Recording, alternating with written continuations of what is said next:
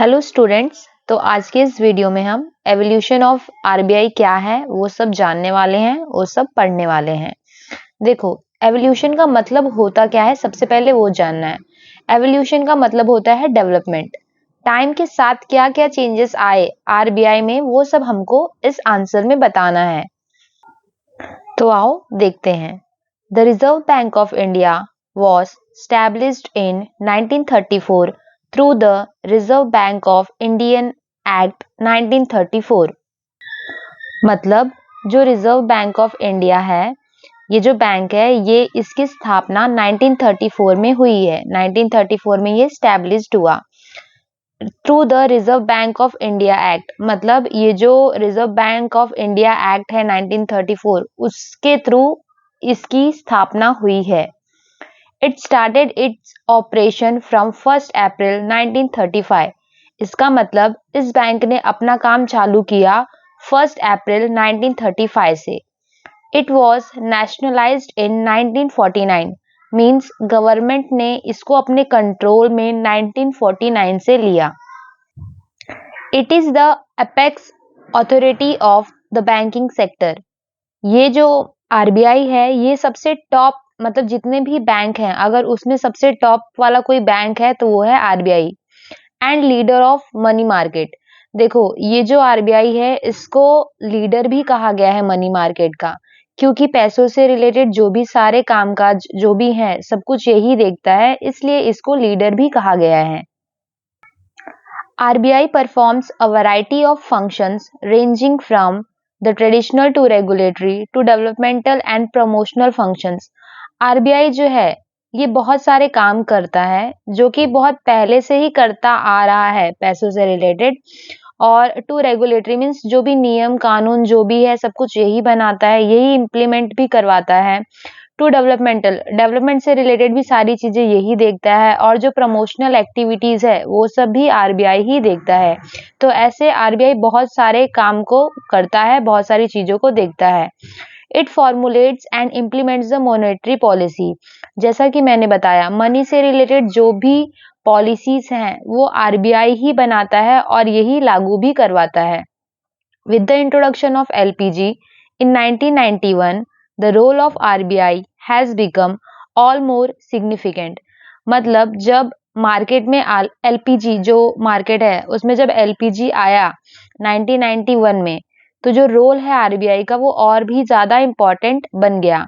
अब एलपीजी क्या है, वो मैंने एक शॉर्ट वीडियो बनाया हुआ है, उसमें आप लोग जान सकते हैं एलपीजी के बारे में, क्योंकि ये कॉन्सेप्ट है, इसको भी समझना जरूरी है, तो आप लोग वहां पे देख लीजिएगा। अब आगे जानते हैं। It is required not only to monitor and regulate the financial sector, but also to introduce reforms on a continuous basis to make the financial sector competitive and dynamic। जब मार्केट में एलपीजी आया 1991 में, तो ऐसे time पे जो RBI है उसका काम और बढ़ गया। देखो, एलपीजी एक कॉन्सेप्ट है जिसको जिसको आरबीआई अपनाती है, ताकि वो जो अर्थव्यवस्था है उसको और बेहतर बनाने के लिए इसको हम लोग, ये जो कॉन्सेप्ट है उसको हम लोग अपनाते हैं। तो भारत की अर्थव्यवस्था को और अच्छा और बेहतर बनाने के लिए एलपीजी, ये जो कॉन्सेप्ट है, इसको अपनाया गया, जिससे जो आरबीआई है उसका काम और भी बढ़ गया। अब इसका काम, ये जो फाइनेंशियल सेक्टर हैं, उनको मॉनिटर करना ही नहीं था, उनको कंट्रोल करना ही नहीं था, बल्कि जो भी मार्केट में जो फाइनेंशियल सेक्टर हैं, वो कॉम्पिटिटिव बने रह सके, इसके लिए नए नए चेंजेस भी कंटिन्यूअस बेसिस पे लाने पड़ रहे थे। While implementing its policies and reforms, the bank has to ensure price stability with economic growth and sustainable development। Means जब आरबीआई अपने नए नए पॉलिसीज को इम्प्लीमेंट करवाता है, लागू करवाता है, तो उसको प्राइस स्टेबिलिटी के ऊपर ध्यान देना होता है। प्राइस स्टेबिलिटी मीन्स चीजों का दाम ज्यादा और कम, ये सब जो भी होता है उसके ऊपर ध्यान देना। जैसे चीजों का दाम ज्यादा ऊपर नीचे ना हो, ताकि इन्फ्लेशन से रिलेटेड प्रॉब्लम हो सकती है। दूसरा, विथ इकोनॉमिक ग्रोथ, मतलब देश की जो अर्थव्यवस्था है वह तरक्की करे, ज्यादा लोगों को काम मिले, सबको बिजनेस में हेल्प मिले, और इसके बाद सस्टेनेबल डेवलपमेंट मीन्स जो भी ये प्लान्स बना रहे हैं, जो भी चीजें ये बना रहे हैं वो लंबे समय तक टिके रहे, क्योंकि मार्केट में कंपटीशन बहुत ज़्यादा है तो उसके हिसाब से ही इनको नए-नए पॉलिसीज वगैरह बनाने पड़ते हैं। The development of various institutions like industrial finance corporation of India, IDB, NABARD, etc. involved a crucial role of the RBI in terms of contribution to equity capital, provision of credit and hence enhancing capital formation. अब ये सब जो संस्था हैं जैसे कि India industrial finance corporation of India, IDB, NABARD, ये सब की आरबीआई ने डेवलपमेंट में बहुत ज्यादा मदद की है।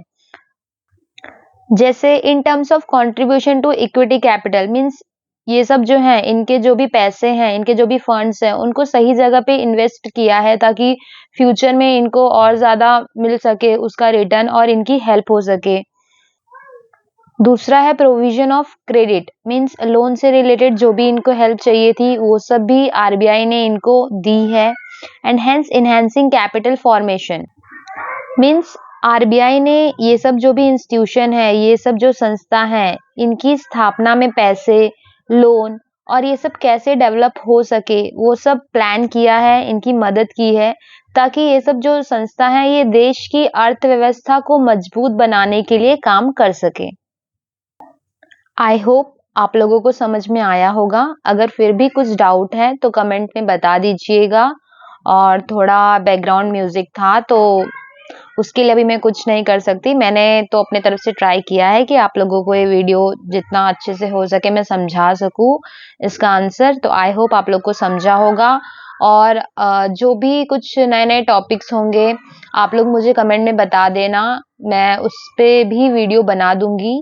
और अगर ये वीडियो अच्छी लगी होगी, अगर आपको कुछ हेल्प हुआ होगा इस वीडियो के थ्रू, तो आप लोग प्लीज मेरे चैनल को सब्सक्राइब और कमेंट में बता देना कि वीडियो कैसी लगी। Thank you so much.